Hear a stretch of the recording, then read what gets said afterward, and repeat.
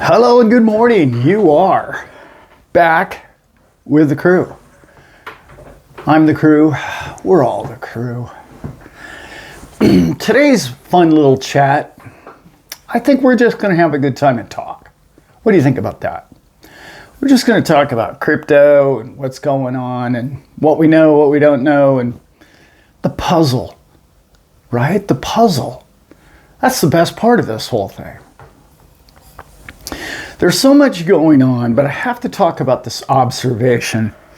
I know it's terrible content, but I listened to Davos yesterday, and it was like, I was listening to them talk about AI, and it hit me so hard that, wow, AI, and it's going to revolutionize everything, and it's going to be the new wonder thing, and it's fixing the world, and we're way behind this, and we're all on top of this, and it's such incredible technology, and it has such great benefit for mankind, and what an incredible place and time to be alive. And where was all of those conversations for crypto?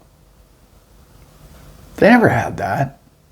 I can even argue that crypto is at least as big as AI in the sense that crypto will be all monetary things. The value of all things will be crypto one day. Yeah, I know it's going to have to interact with AI. Already is. That's already happening. But I'd have to say crypto is a revolutionary moment in man's time and life and the future of all mankind. One of the reasons why I was so taken by it was not only the fact that they railed against it for a decade, was their obviousness in it. See, they're still railing against it. I just heard Clown Diamond just go off again about Bitcoin, how he called it pet rock or whatever he did on some news channel. I don't know. I wasn't watching it. But I heard all about it. He fears Bitcoin. He fears crypto. He fears all crypto. When they talk about, oh, we really like blockchain, but we don't like this coin or those coins or all these coins. That pretty much tells you that they can't control that. They like things they can control, such as the public, such as you and I, such as our pensions, such as where we decide to put our money. You and I are able to buy cryptos outside of their system.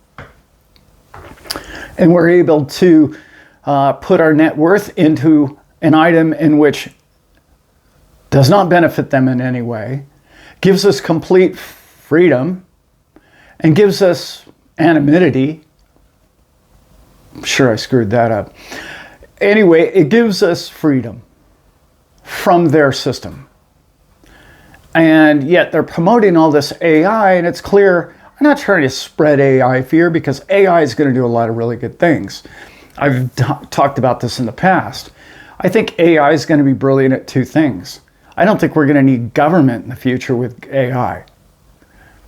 I'm not saying our government's going to be run by AI. What I'm saying is 90% of all of our government is busy work, not even necessary to the day's events of helping us succeed in life.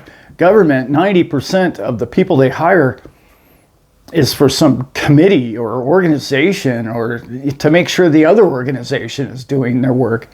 It's really just a waste of time and money. I think you're going to eliminate anywhere between 75 and 90% of government agencies will be eliminated by AI. That's way down the road, and I don't see them giving up, cutting their employment back anytime soon. It's not their angle. Crypto has so much going for it. I love the Coinbase. I've been staying on top of this Coinbase case. Let's talk about that for a minute. Since we're just having a talk here, man. We're just talking. Just doing our thing, what we do. It's a very When I hear professionals like my wife and many others who are in the legal field tell me, oh yeah, they don't have a case. Well, they do have a case. There's always a case, but it's really laughable what they're doing here and what they're doing there and what's happening. And I read that report Jeremy Hogan wrote the other day, and I just thought it was so brilliant about dismissals. They're not going to dismiss this case. I just don't think that's likely. But I want to talk bigger about not the legal side, because that's really Jeremy and John Deaton's angle, way above my, and to some degree, I don't know how many of you know this, but Jimmy Valley as well is also a SEC securities attorney, and many other hats he wears. It's, to me, the bigger picture is this. It's when I look at that Coinbase, and I believe it's 13 different coins they threw under the bus there. I look at that as the single biggest opportunity for crypto, maybe ever. If they can win that case, you're talking about 13 of the largest cryptos there are. I mean, the XRP case was big, or Ripple case. Don't get me wrong, that was really big. But this opens the door for a brokerage, if you will, or an exchange like Coinbase to post or list coins and allow staking of those coins through brokerage in the US, which is where the financial markets are, most of them. If you can look, and I want you to step back and follow me on this now. If you can understand how big that is, because once you have legal precedents, again, I'm not the lawyer, I don't know that angle of it all, but once they say, yeah, a brokerage or an exchange or a clearinghouse or a market maker's able to use said product as a security, if you will, but not a security, a new item, a new invention. Finally, they're coming around to seeing what you and I know about crypto. It's not Howie. It's not an orange tree. It's new, and it's not a security. It's a 10% security and 90% commodity.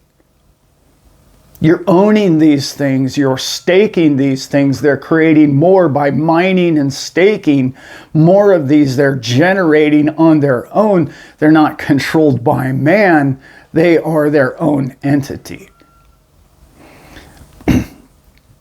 They're starting to understand that. Should I say the judges are starting to get that? Gary and his boys don't want that to happen, because then they lose their commissions.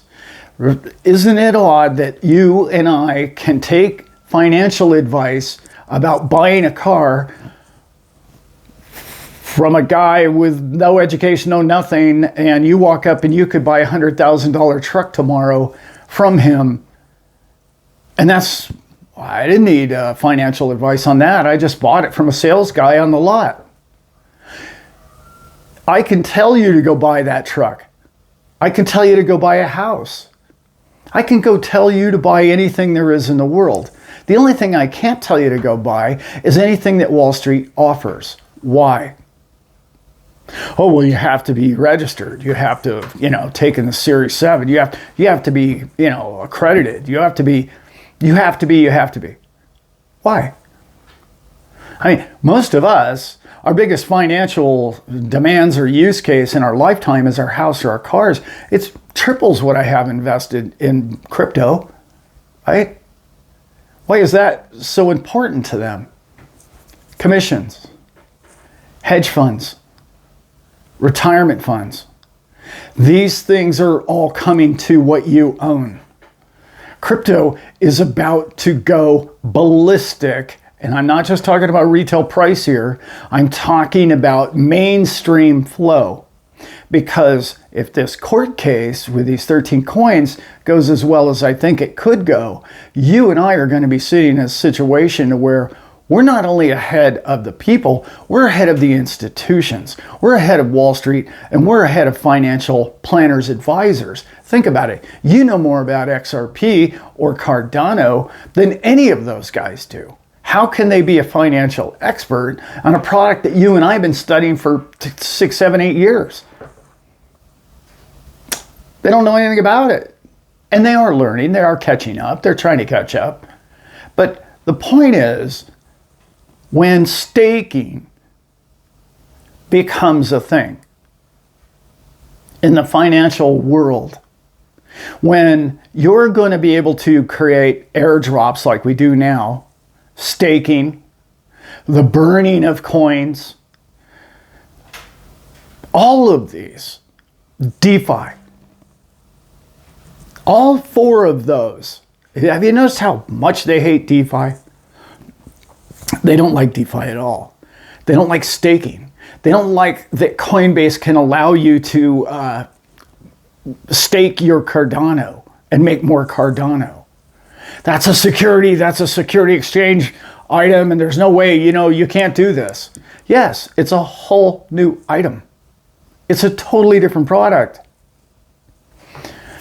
I was listening to a guy the other day. I don't know if you guys watch any of his stuff. I find his demeanor quite aggressive, but he knows what he's talking about, and I like his show a lot. I've watched a few of them now, and his name is British Hodl. He did one the other day that I watched or listened to while I was building something out back. He did a show on options, and I've been telling people this for a long time. One of the ways that you're going to make money from money in the future is all the 4 things that I just said, DeFi and staking, all the rest of it. But one of the ones that most people don't know about, because I had to study it when I wanted to become a broker, okay, a stockbroker back in the 80s, one of the biggest subjects, okay, that you have to study is options trading. And options trading is really tricky. It's not for the average guy. But it's not difficult. It's really not. Once you understand, once you understand the terminology, it has its own, put and sells and stuff that, most average people aren't going to know about unless you get into options trading. Options trading is a next level from futures.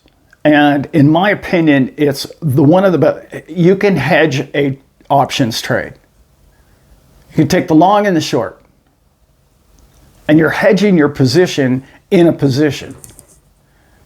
So if it goes up or down, you're at your base level. For simplicity, I'm going to call it your base level. Well, you can close either end of that trade if it starts going in one favor or the other.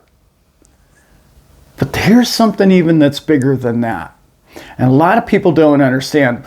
When you and I have to stake our coins sometimes, not always, or DeFi our coins, we lose either a portion of the keys, or a control over our coin. Somebody else is controlling that coin at that point. You've got it on somebody else's fund and they're staking it and they're bringing in returns for you. The beauty of options trading, okay, let's remember, all of this is occurring, all of this is the future, all of this is going to happen real soon with Bitcoin because of the ETF market. The entire world now just heard last week that the US said, oh yeah, that's legal, you're good to go. The entire world is scrambling to make spot ETFs around the world to a coin coming near you. Yes, probably all of them. All the ones that survive. Where I'm going with this Bitcoin one is you're not going to have to lose control of your coin. You're going to be able to buy ETFs. You're going to be able to trade with your ETFs. the value of these ETFs in options markets. And these option markets, you're going to be able to take a put and a call, and you're going to be able to leverage your hedge yourself in a trade, and that trade could pay you as much as 1 to 2% monthly. That's right. So let's say you make $1 million in the next 2 to 5 years, and you don't know what to do or how to make money with your money. Well, I just explained to you, you could make as little as 12% a year on your money or up to 24% on your money simply with a safe options trade. This has not fallen on every desk in Wall Street unnoticed. They're all looking at that. They're all looking at this almost perfect trade for crypto in the future. Eliminating volatility. You've got the long and the short. This is going to revolutionize crypto. This is going to revolutionize the investment of crypto. When I tell people this, and they understand what I'm talking about, all of them come to the same conclusion. How do I get out of my other assets? This is what's happening. I'm having big conversations with people with big money and people who know what's going on in the banking world, and people see the risk of the US dollar, and they see its inflationary future. By the way, this next year is going to be very inflationary for the US dollar, which is going to be very good for if you own crypto, in my opinion, not financial advice. It's headed towards you, inflation. The dollar destroyers are crypto. The value of dollars will decline against crypto unless your crypto blows up and vanishes. That's why I like to promote the top 20, whichever ones you like. Good for you. I like that you like that coin. Maybe I don't like that coin. Maybe I don't like that project. Maybe you're going to try and send me 5 emails as to why I should buy that coin. I'm not in it for that. What I'm trying to say is all those ships are going to rise pretty much equally over the next 5 to 10 years. Are there outliers? Are there coins that have a bigger picture in the global use case going forward? Of course. And I believe that XRP is one of those? I really do. I think that coin has more upside use case than anybody's even paying attention to. And it blows my mind because when I see banking documents and when people send me the material and when I read the material every single time, it has that network on it. The only downside that I can find to that particular coin is when I see banking institutions failing, collapsing, undermining. Well, I don't know if anybody heard it yesterday, but ex-President Trump, I'm not a political guy. There's things I like about him, things I don't, but I don't vote, probably won't vote. Said he doesn't believe in CBDCs. He's going to do everything he can to keep them from happening. I personally don't think he has any control over that. The press doesn't have any control over that. Good luck with that. I mean, it's a cool statement. I appreciate that what he's trying to do for the people.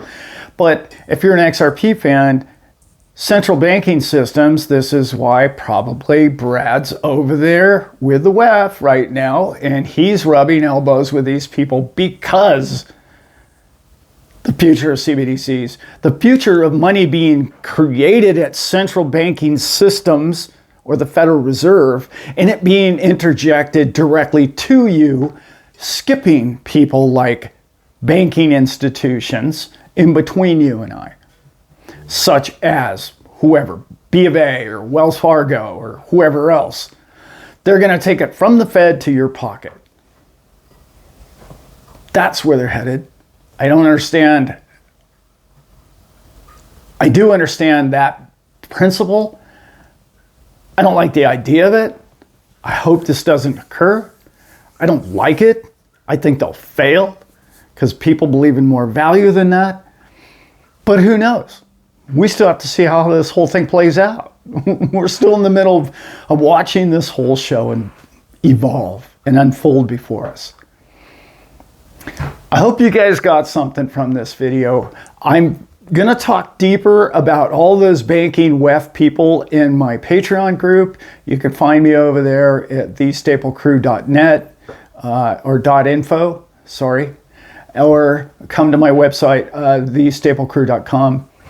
Either one of those, and you can check out my Patreon group.